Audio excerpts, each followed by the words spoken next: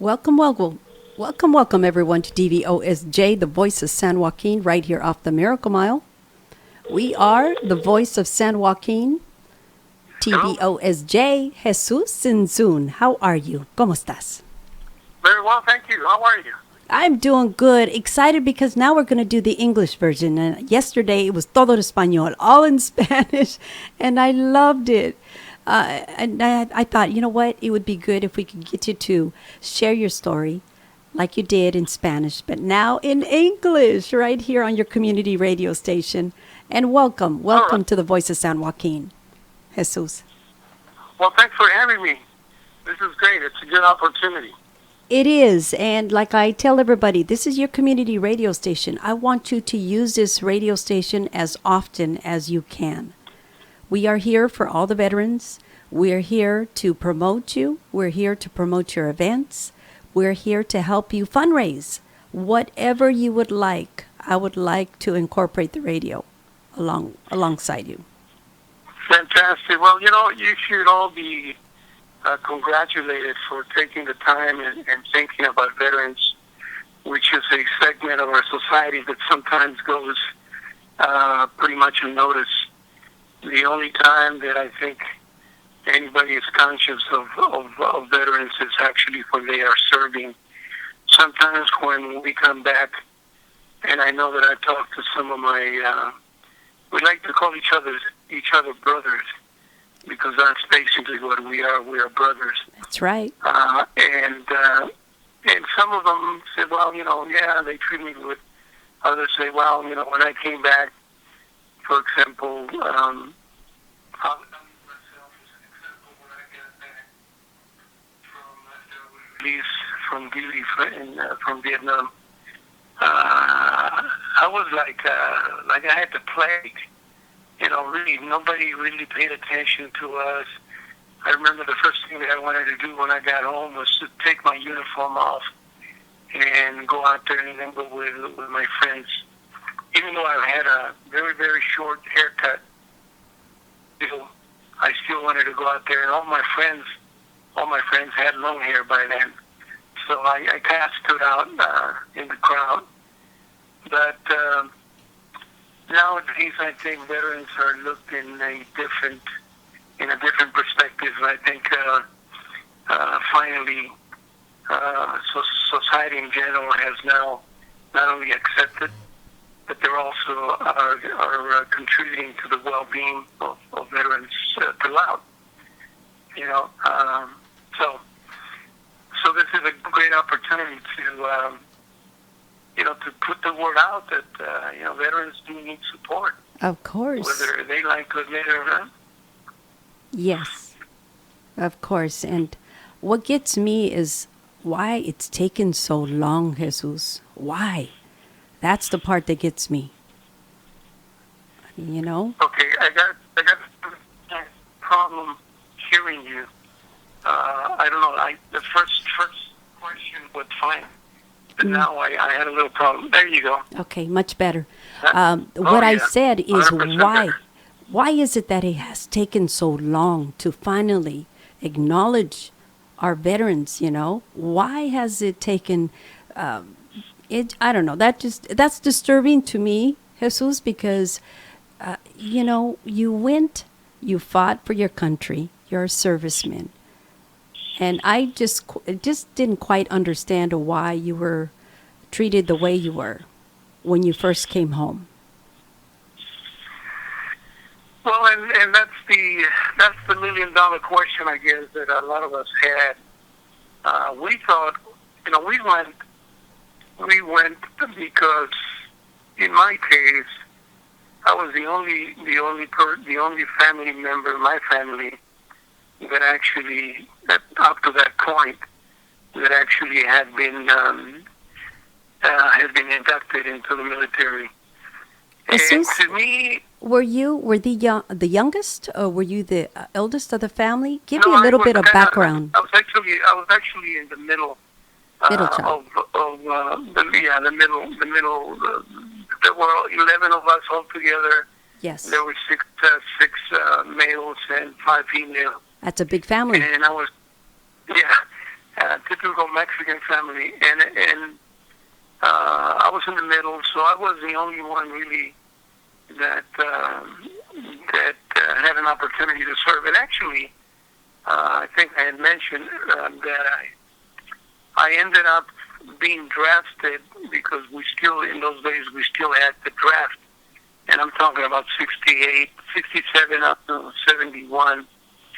And the reason that I got drafted was because I was in an automobile accident. I was going to Delta, and I had a student deferment, which meant as long as I stayed in school, I was not obligated to join the military. Well, about 1968, I get into an accident, an automobile accident. That kind of took me off college, and I got so far behind that I had to drop out. And about a month and a half later, guess what? I get a nice little letter from Uncle Sam, and I still remember it because I had come home about, I think, 2:00 in the afternoon. And the letter had come in, and my mom said, "Here, you got something from the government." Uh-huh. And I opened it, and I opened the letter, and the first sentence, the first line is "Greetings. You have been inducted into the military, into the armed forces." Oh. Oh my God! I just kind of, It's like, what? I looked at my mom. I sat down on the sofa and I said, "Oh my God, you would not believe this, Mom." I said, "I'm being inducted." So it was. She just kind of was in awe and like, okay, so what does that mean? Well, I got to go into the military. This is not by choice. I have to do it now. Yes.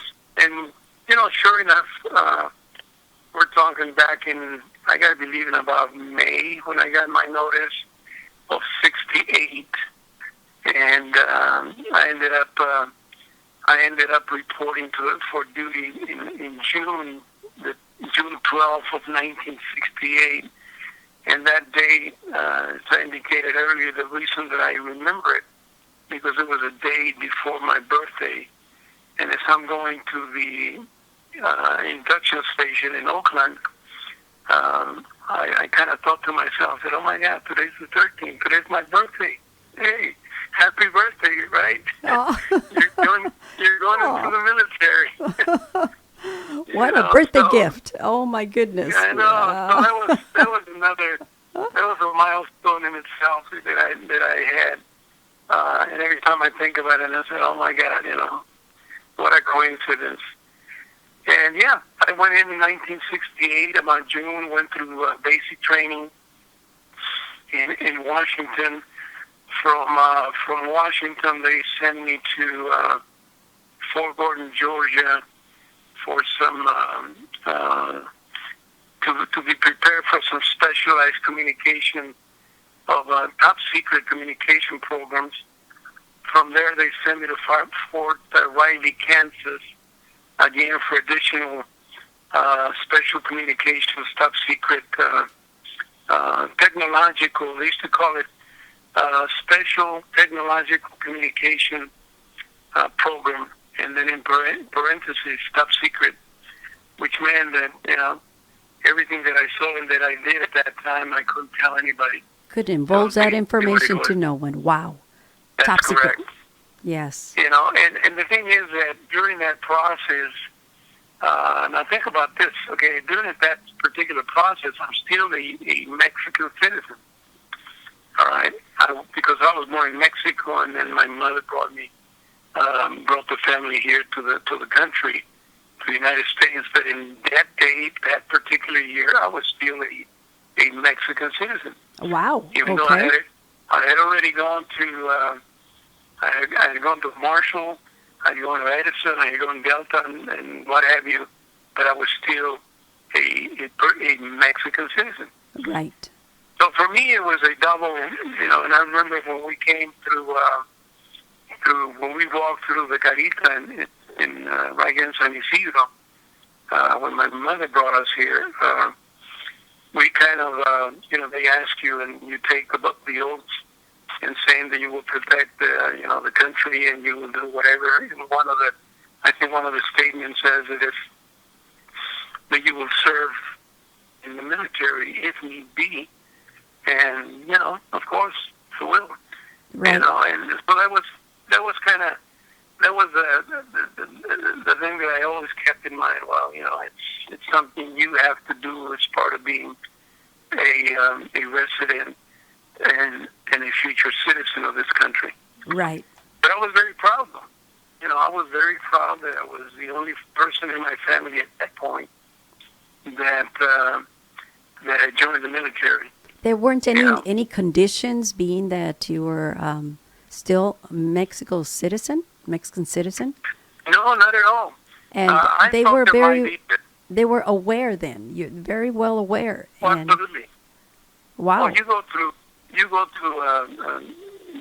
They take you through during your basic training, your orientation. They spend hours and hours and hours. You have to fill so many questionnaires, and that's where you tell them where you came from, where were you born, who's in your family. Your whole life Yes.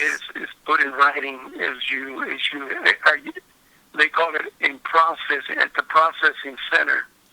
That's where they hit you with all this information, and you have to comply. You have to be truthful. You got to tell them,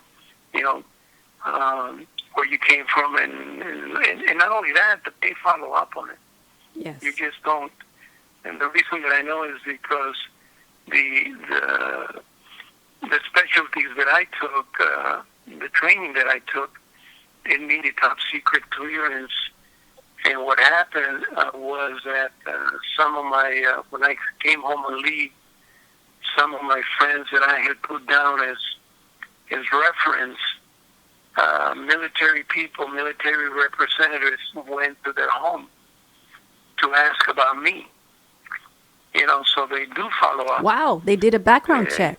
Yeah, they do a background check on the person. Yes. And I was not aware of that until I came home on the leave, and one of the guys told me, he said, "Hey man, two soldiers showed up in my house, and I was wondering what was going on." And then they told me they needed to talk to the family about you. What kind of questions did said, they ask your family? I think it was most the type of person that I was. Whether I was a radical. In those days, remember, we're talking the '60s. Yes. Whether I was a radical person, if they know if I ever got in trouble with the law and things of that nature. And I guess my friends and the families that they talked to, they gave me a good, clean bill of health, I imagine. A good report. To put it that way, sure, take him. We don't want him around here. So like I said, but my experience, and my daughter, and my son, they keep telling me, Dad, you should write a book. Yes. Because it would take me a number of hours to really share my experience in the military with you. In a nutshell, I can tell you where I went. Like I said, I started in Washington, I went to Georgia, and then I went to Kansas. From Kansas, I went to Vietnam for 18 months, which was a tour. Actually, they considered it 2 tours instead of 1. I ended up, on the government's dime, I ended up going to Australia for a vacation. I ended up going to Thailand also for a vacation. And so, and it was like, well, this is if can do that for me, that's great. But the thing is that there were some things that we were exposed to that we were very, very strictly restrained from sharing with anybody, and rightfully so, because there was a lot of just like I guess I imagine in any war. I can't say about the Second War or Korean that you find a lot of people that all of a sudden you come to find out that they're spies, and then that's not good. No, that's not good at all. So in a nutshell, those are. I mean, when I remember when I arrived in Vietnam back in after I went to basic training. It was about November 1968. Um, we were flying, and they started telling us, little folks, were close, and we flew commercial, so we had the stewardess just told us, and the captain over the speakers, while we're coming to our destination, if you look out the window, that's where you're going to be for the next 12 months. And we're all kind of looking at each other, not knowing what the future would be for us. Those little details I still remember because they were very meaningful. We really didn't know. And the moment they opened the door or the gate or the door of the airplane, and we start walking down, you could feel the heat, the humidity of that place. And it's again, it's something you never forget because you're walking out from a nice, comfortable, air-conditioned airplane, and you're walking into To the mugginess. yeah, and all Yes. of this, the heat kind of hits you, and the humidity. Yes. Immediately, you begin to sweat, and sure, not long from there, we were assigned to specific units. Again, we were processed into country, as we used to call it, and then to different units. So you get to experience the strictness of the military because they do everything for a good reason. Yes. They're very strict. They want you to do things by the numbers, and you just have to follow. But again, my experience was one that there's so many chapters to that particular period of my time that I tell my kids, and I said, well, I don't want to tell you guys everything. You probably would not believe the things that I did and the things that I saw, and the way people, other individuals, other soldiers, between how we got along real well. Yes. And that's one thing that happens. Unfortunately, we don't experience that 100% outside of the military. But in the military, you get to know people. Your color doesn't matter. Whether you're black, brown, white, red, whatever, that doesn't matter.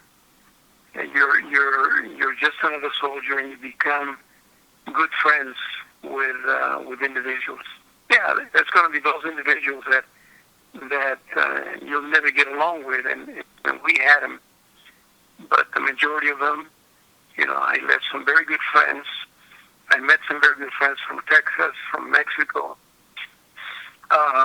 from here, California, and it was like, then they couldn't believe, they couldn't believe. I said, well, but you're not a U.S. Why are you here? Yeah. Because I wanted to be here. Right. I wanted to be here. Are you still in contact with any of them, Jesus? Oh, absolutely. Oh, beautiful. Absolutely. Oh yeah. Like I said, it's you don't. It's like familia, right? You become, yeah. There's one in particular, Abelardo Martinez. He lives in Eagle Pass, Texas, and he calls me, and I call him, and Good. every time something happens in California, the fires or whatever, he'll call me, hey, man, are you okay? Are you close to the fires? Or what's going on up there?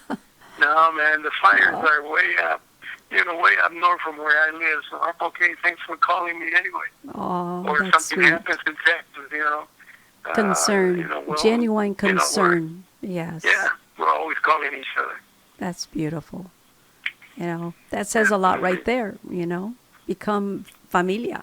And when you're in contact with each other, that means the world. That means the world. So what kind of advice would you give youth that are applying, that are looking at serving our country today? Well, I think you have hopefully they will enter the military with an open mind, and hopefully they will think that, you know what, if I'm not being productive here in my neighborhood or in my town, and if I'm given the opportunity to go into the military, maybe I can do something. The opportunities are there, but you know, a lot of people say, well, you know, why do you want to join? They're going to send you to war, et cetera, et cetera. Well, there's more than just infantry, and there's more than just artillery, and Right. there's more than just, you know, those what we call in military occupational. We have an acronym for that. That's military occupational specialty, Okay. and that can apply to everything you do. You could be a cook. You know, you could be a cook, and that in itself is there's a military occupational code for that. Once you become a cook, you might end up, depending on your rank, you might end up being the chef for 300-400 soldiers. Right. Or if you want to become an engineer, you can do that. If you want to become a mechanic, you can do pretty much anything you want to do. So any It's really up trade. to the person. Any trade. It's really up to the person. Yes. Wow. So if somebody doesn't know what to do, and not that I don't want to sound like I'm promoting, you know, somebody to go out and sign up tomorrow, but again, the opportunities are there. The one thing that I think, if anything, what they need to understand, anybody who wants to go in, is that it's not easy. You know, especially when you're breaking them from the neighborhood, as my dual sergeant used to say. He would wake us up in 3:30 in the morning, and the way that they would wake us up is they would throw an empty trash can right down in the middle of the aisle where we used to sleep, Yes. and that would wake us up. And Clank, clank, clank. A lot of noise. That's Yes. right. We would be screaming, and a lot of that. I'm trying to think that one of the movies that was produced. One of the movies, I can't think of the name of that particular movie, because it takes you from the moment that the soldiers are in basic training all the way up to when they become and they ended up in Vietnam. It's an ideal. Every time I catch a glance of that movie, it's like it takes me back. I say, Takes you back. that's what. Yeah, I did that. You know, screaming at people and people screaming at me, and you know, not doing anything. You couldn't do anything. You just had to follow orders. So you listen. You don't fall asleep in class when they're training you. And the best thing that you can do is you obey the orders that they give you. You know, because that keeps you out of trouble. Yes. That keeps you from doing extra duties, extra guard duty, extra KP, as they call it, which is kitchen police, which is washing dishes and helping the cooks and all that. You know, that's the lowest you can get. And I laughed because I only pulled it once, and that was only because it's my turn to do it. I don't know how I got away from all my time in when I was in the service. I only pulled KP one time. Good behavior. And there were other guys, and you know, they used to live in the mess hall. They was, what are you doing today? I got to go So pull how do you KP. do it? What the heck did you do now? You know, so it was, but you learn, like I said, you learn to get along. I met some black fellas from Georgia, North Carolina. I met some individuals from Oklahoma, you know, and we all got together. And like I say, there was where we had between the African Americans, the Latinos, Mexicanos, and the Anglos, los Blancos, we had a pretty, what it's known as the enlisted men's club. Okay. I mean, it's something that, and it all started because one African American soldier decided that he was too smart and he pushed a young little kid that had just arrived from the United States, and we're sitting in the club, and he pushes him and knocks him down, Uh-oh. and we all get up and we said, "Hey, what's going on here?" And we just got up to kind of stay out of the way, and so then they turn on us, and if you guys don't like it, what are you going to do about it? Oh, Uh-oh. okay, okay. So the So you called rumble it. started. I tell you what, we had the whole club got involved into it. Everyone was And swinging. I know, and the guy from Texas that I speak to, that I talk, we talk about that. And I said, yeah, remember that day, man? I don't know how we survived that one. I said, do you remember what you did? And do you remember what you did? I sure did. And of course, the next day, we get a runner that comes over and says, hey, the first sergeant wants to see you. Uh-oh. And I said, oh, my God, I know what this is all about. And, of course, we had to go and report, and he sits there and screaming at us, and what the heck happened? I need to know. And I said, well, we told him the truth. We didn't start anything. Mm-hmm. We didn't start anything. We just defended ourselves. Unfortunately, it got out of hand. Right. Before you know it, some of our black brothers, they ended up being shipped out of there into another unit. Wow. They couldn't stay there anymore. So, and I'm sure that things like that happen all over, because when you're in the barracks, as they are called, and you don't have walls between the beds or the bunks. Yes. You have your foot locker, you have your upright locker, and then you have your bed. Well, sooner or later, somebody's going to get on somebody's nerves. And, it happened. It would happen. Yes. But, and, there were quite a few other things, but getting back to the feeling of actually joining or being drafted, it was, for me, I felt very proud of serving. Like I said, it was, some of the guys that I knew before I even went in and said, man, you don't have to go, man. Why don't you just go to Mexico? And I said, you know what? Nah, I don't think so. And if it happened, it turned out, I'm sure if I had gone to Mexico, I still had family then in Mexico, and I would have been all right. But here, I kind of felt that I needed to pay back what this country has given me and my family, and my whole family, pretty much. Yes. Wow. Wow. Were you part of the Veterans Day ceremony here at the Bob Hope Theater? Unfortunately, I was looked not, for you. and I was glad to see that all the units, all the veteran groups got together.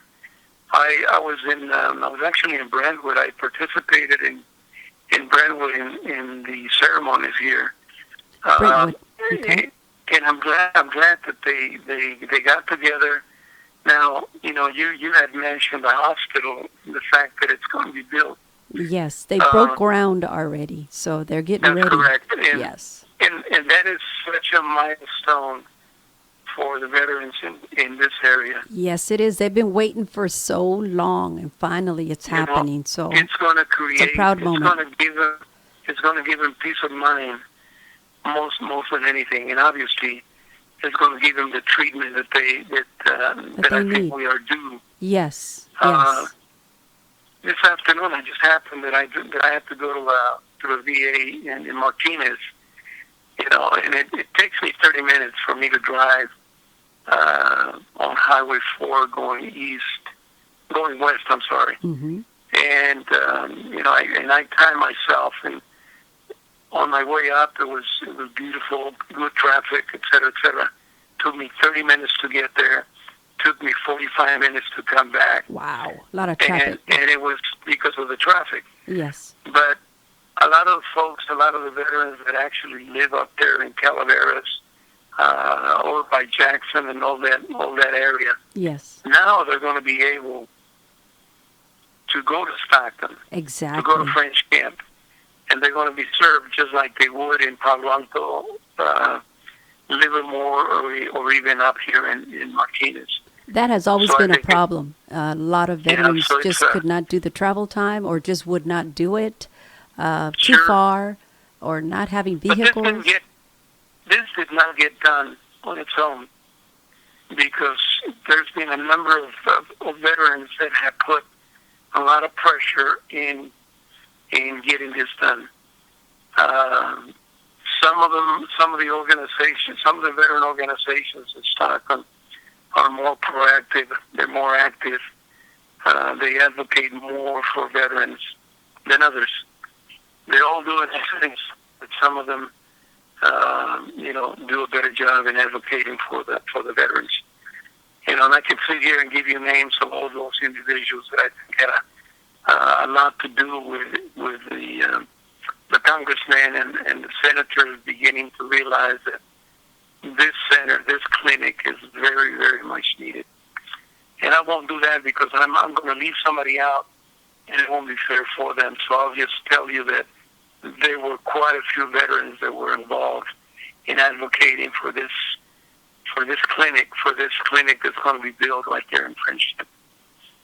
So my salute to all those guys that took the time, and I can tell you that I was, to a certain degree, I was one of the advocates. I spoke to my congressman, encouraged him. You gotta push, you gotta keep pushing because it's needed. Other veterans invested more time than I did, in pushing for the allocation because that's not an easy thing to do.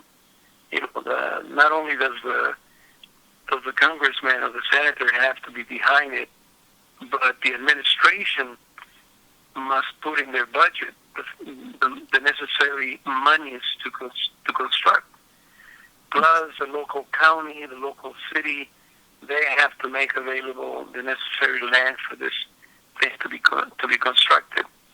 Yes. So every step that you take, or every step that is taken to construct this, is been a lot of headaches for a lot of people. And again, my congratulations to all those veterans that were involved since the beginning to get this done. So now it's become before it was a dream. Now it's becoming a reality. A reality, and so many Yep. people are just so excited about it. I've been reporting on it. I've been trying to, interview as many veterans, and they're all talking highly about it. They feel blessed that finally it And is the happening. one thing that I want to make sure that I mention, there's What's that? also women veterans. Yes. There are also quite a few women veterans in our area that served, and some of them are continuing to serve. Some of them have already gone into bigger and better things, but they also deserve credit.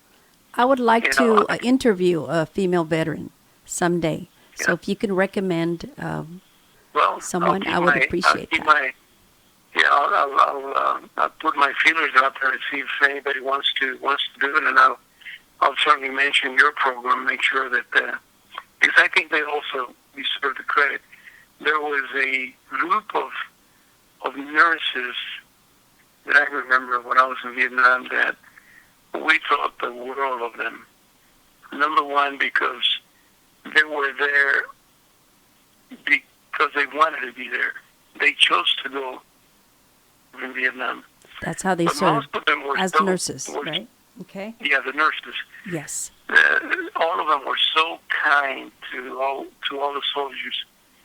And obviously they're in a field where you have to care for the people that you're taking care of. Yes. And obviously, but I can tell you that we used to call them donut bellies. In our area, in our unit specifically, we used to call them donut dollies. and it was a term that we gave him out of love for the girls, because that's what turned out to be. They care for a lot of the veterans, and we wanted to show our appreciation, and they loved it. They loved to be called donut dollies. Donut dollies. And, yeah, That's donut, so like beautiful. you know. Oh, So it shows was the great love. for at least the ones that I got to meet and talk to a little bit. They were just great. They one of the questions that always came up: "What are y'all doing here? You could be someplace else." And I said, "Well, if you're here, we're here. We're here for you." Right. Okay. To aid you back to So, health. That's so beautiful. yeah. Beautiful. So I know that there's got to be some female veterans out there that can share their experiences. Support. I'm sure that there were a lot of. They were not in direct combat duty, but they provided a lot of support, especially in the headquarters area. I remember seeing some in Da Nang. I remember seeing some in Saigon. I remember seeing some in the airports. So I know that they were there, and bless their soul, they took it upon themselves to go out there, and they did. Because they wanted to serve. And not That's only right. that, but so many nurses. My daughter today wants to become a doctor, and she's only There you 21 go. years old. She's already on her 4th year, and she says, "Mama, it's hard. I know it's going to be a long run because it's a total of 9 years that she has to become a doctor, but she's willing and able to do it. She's got the heart, There you go. and I love that about her. So, yeah, I love it, and I know pretty soon." I'm going to see her, and every time I do, I give her the biggest hug, and I told her how proud I am for wanting to be who she wants to be, and she wants to help people, and Sure. so she's got that in her heart, in su corazoncito. Super. So, yeah, You know, yeah, the one thing that we talked about, I think, in the other interview was those veterans that are standing in the corner and asking for help. Again, I don't think it's their choice to do that. It's the fact that some of them came back, and even though, and I gotta include that, even though the government, the military, can give you or provide you the assistance that you need, sometimes it's very difficult for a person to go back to what it used to be before, especially if you were in heavy combat, yes, if you were exposed to chemicals, which yes, we're all exposed to Agent Orange, and we all suffered from the ailments of Agent Orange. But there are those individuals that, for whatever reason, could not break away and could not leave the life of being a soldier back in the jungle, back in Vietnam. They brought it with them. And some of them could deal with it, others couldn't. right, I remember a young man, and obviously I won't mention his name, but I remember a young man that I met before I even went into the military. Because I used to work part-time at one of the local restaurants here in Stockton.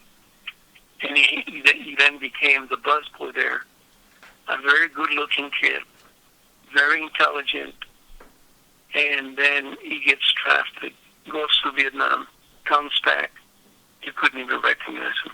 oh, You could not recognize a young man. And unfortunately, he was a victim. He had I got to believe that at least 70% of his body was burned oh, so sad. with napalm.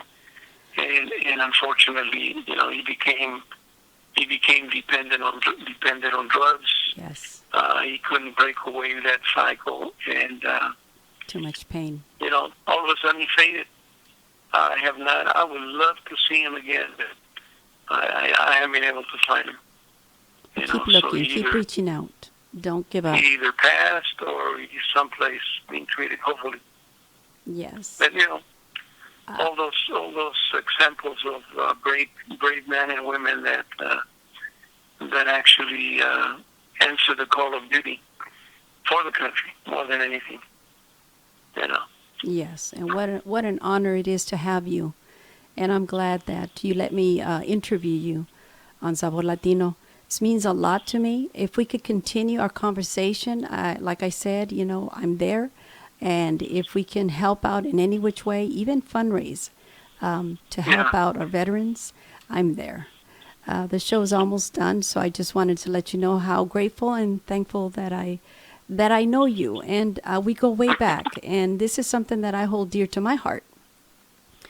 But thank you. Yeah, know that it is an honor to have you today on Sabor Latino. Jesus Tiztzun.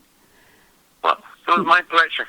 All right, and you guys keep up the good work, and hopefully, if some veterans were able to listen, I'd just like to tell them that if you have not received, there's a lot of opportunities for assistance.